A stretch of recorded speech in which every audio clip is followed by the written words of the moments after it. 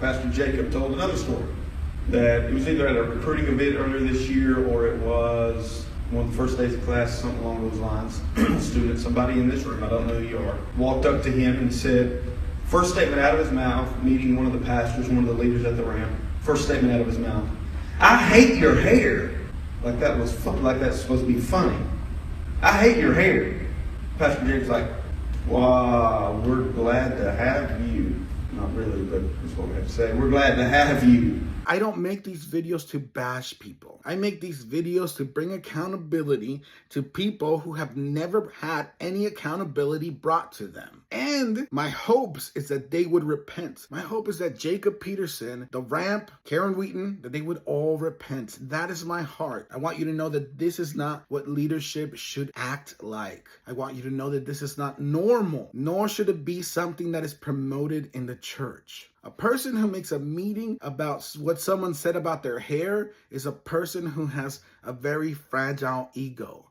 And that is not a person who, in my opinion, reading the Bible, is a person who should be in any leadership position. And that is said out of love. A lot of you like to go on my comments and talk about Matthew 18, that you should go to that person first if you have an offense against them. But none of you hold people like Jacob Peterson to that same standard. See, Jacob Peterson should have never brought this up at a leadership meeting. What Jacob Peterson should have done is addressed it right then and there with the student in the spirit of love. Just say to the student, "Hey, I felt like that comment was out of line and I didn't appreciate it." That's it.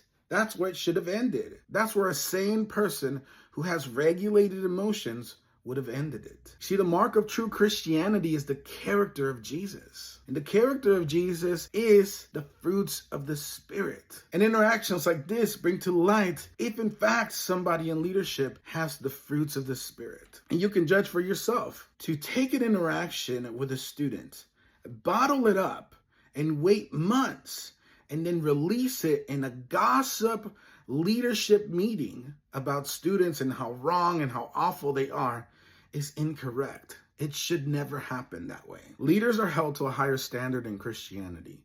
Leaders are the ones who are supposed to show the character of Jesus. Leaders should be the meekest. They should be the humblest. They should be the most loving. They should be the most approachable. They should be the ones going on their knees and washing other people's feet, because that's what Jesus showed us. Jesus was never saying stuff like this. "Hey, Peter, you know what that person said?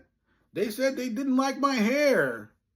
Jesus would never. Instead, Jesus went to the people who were hated the most, and he sat and ate with them. Is that what the Ramp leadership shows you? At an event, if you still go to the Ramp, where do the leadership sit? Do they sit with the most unfortunate? Do they invite homeless people into their meetings? Do they sit and eat with them? Or do they have their own section where it's only leaders and you're not allowed to be?